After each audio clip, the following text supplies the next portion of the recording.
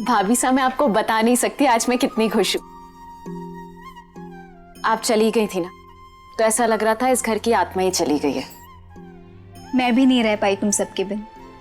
बहुत याद आती थी तुम सबकी। सुमन, मासीसा को बुला लाओ आरती के लिए। उसकी जरूरत नहीं पड़ेगी, मासीसा नहीं आएंगी। क्यों? मासीसा ठीक तो है ना? भोलेनाथ की कृपा से और आशीर्वाद से मासीसा ठीक है। फिर मासीसा क्यों नहीं आएंगी? आरती तो वही उतारेंगी ना? उमा साहब, मासीसा कनक से बहुत नाराज है। उन्होंने कहलवाया है कि जो कुछ भी हुआ वो भूल नहीं पाएंगी और वो इस बार कनक को माफ नहीं कर पाएंगी, इसीलिए वो आरती के लिए नहीं आएंगी।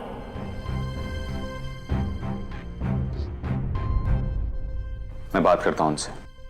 उमा साहब, मासीसा ने सौगंध दिलाई है कि आइंदा अगर आपको बात करनी है तो आप जा सकते हैं, पर कनक की वकालत करने नहीं।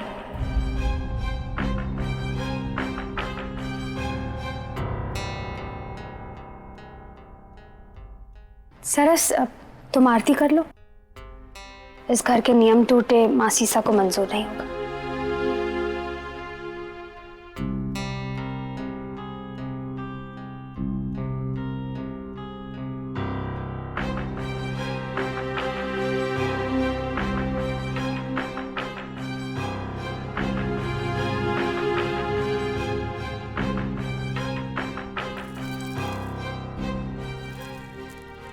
आइए।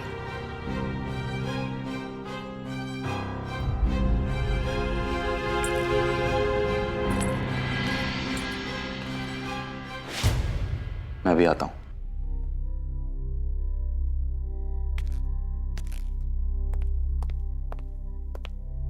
आइए भाभी साहब। भाभी साहब, ये वही तीसरी बार आपकी आरती हो रही है ना?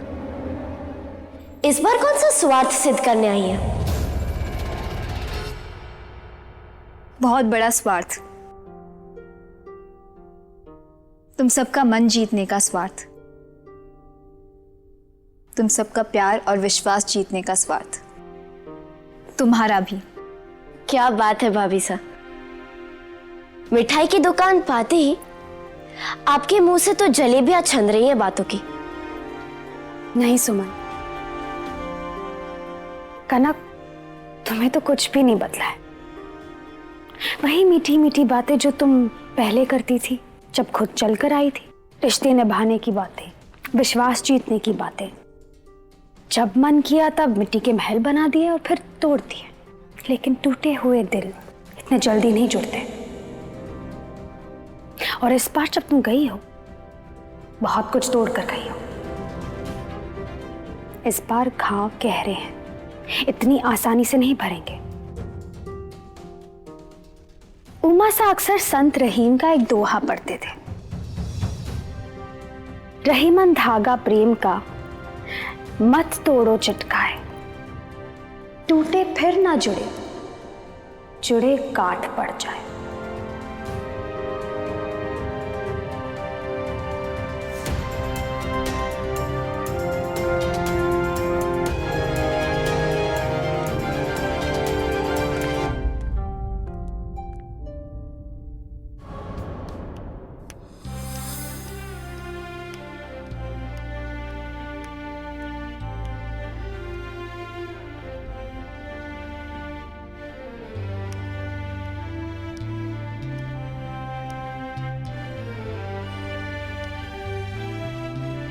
प्रणाम मासीसा।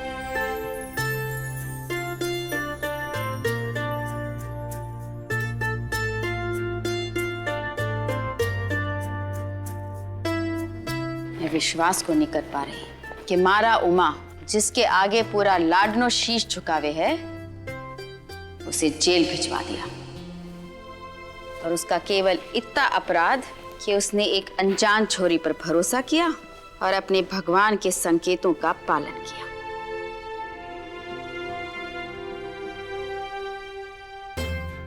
मासीसा, आपकी उमा को कुछ नहीं हुआ। देखो, आपके सामने तो खड़ा हूं, और फिर जिसके साथ दो दो माओं का आशीर्वाद हो, उसे कोई संकट कैसे छू सकता है? तू चाहे तो अपने घाव भुला दे, पर मैं ना भुला पाऊंगी। अपनी बींदनी की वकालत करके मारे से कोई उम्मीद मत लगा बैठना। उसने और उसके घर वालों ने मारे परिवार का अपमान करके जो घाव मन ने दिया है, वो शायद मैं अपनी हंसी में छुपा लूं, थारी खातिर, भोलेनाथ के संकेतों की खातिर। पर धन ने एक अपराधी की तरह जेल भिजवाकर जो घाव दिया है ना, वो रिश्ता रहेगा हमारे कलेजे में उम्र भर। कह देना अपनी पटरानी से कि इस घर के जिस कोने में रहना चाहे है रह सके, पर हमारे सामने आने की जुर्रत भी ना करे।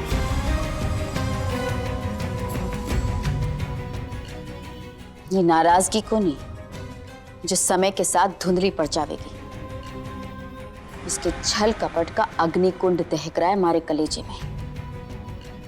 अगर सामने आई तो इसकी लपटें रिश्तों का मान जला देंगी। मासी जाओ, मैं कनक की वकालत करने नहीं आया।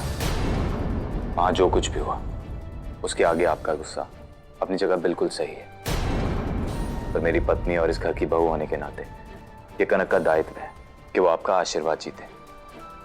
और विश्वास कीजिए, वो ऐसा करेगी।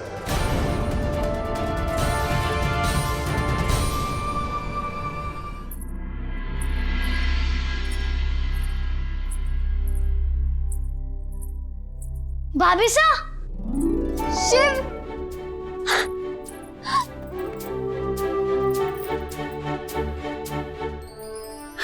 शिव, अब तो नाराज नहीं हो ना अपनी भाभी सा से?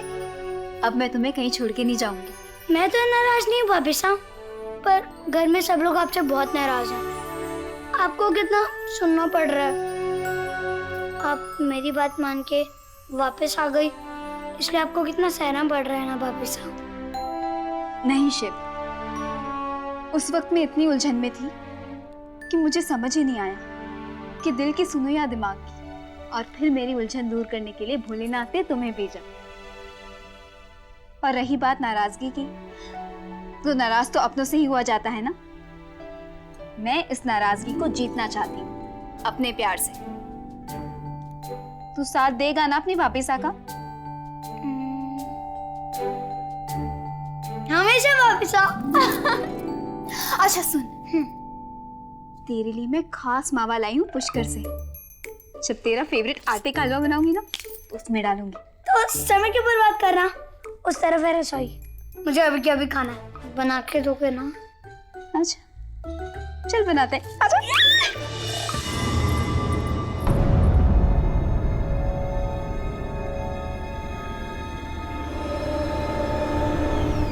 जे साड़ी कनक बींदनी साई के मैके से मारी खातिर आई है। अब मैं इसे आज पहनूं न कल, थे रख लो। एक बात पूछूं आपसे मासी सा, एक ही घर में रहते हुए आप कब तक कनक का चेहरा देखने से बचेंगी? सौगंध थोड़ी ना खाइए टाबरों के जैसे कि उसे देखते ही अपना मुंह फेर लूंगी। बड़ी फूट रही है हमारी बींदनी साई। ये तो एक गुण है उसमें, चेहरा तो मैं उसका देखूंगी। बड़ों की लड़ाई में बड़ों का अनुभव दिखना चाहिए। युद्ध जितना बड़ा होता है, उसकी जमीन भी उतनी ही बड़ी खड़ी करनी पड़े। समझी कुछ? मैं तुम्हें समझाती हूँ कि इस युद्ध की शुरुआत कैसे करनी चाहिए। तेजे साड़ी पहनकर कनक बींदनी के सामने आना। धक्का लगेगा उसे कि उसकी लाई शगुन की साड़ी मैंने ना पहनी। फिर मैं अपना अगला कदम उठाऊंगी।